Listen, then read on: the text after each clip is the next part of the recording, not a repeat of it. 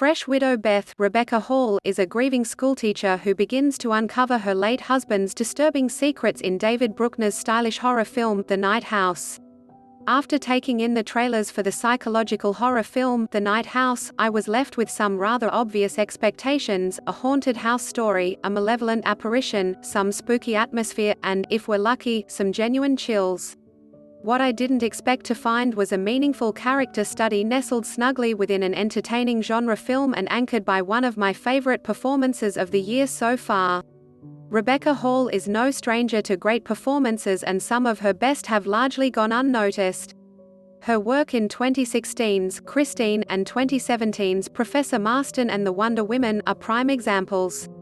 In The Night House, she carries the bulk of the load, appearing in practically every scene and infusing the story with a relatable center for the audience to latch onto. Hall plays Beth, a schoolteacher in upstate New York who we first meet only days after her husband, Owen, inexplicably took his own life. The couple had been happily married for 14 years, but now Beth finds herself abandoned, haunted by a house full of memories and a cryptic suicide note that leaves her with more questions than answers. Her well-meaning best friend Claire, a really good Sarah Goldberg, and a concerned neighbor Mel, Vondie Curtis-Hall, pay her visits and encourage her to start moving on with her life. But Beth mostly keeps to herself, alone with her grief, anger and perplexity, inside of the large double-decker lake house Owen built for them.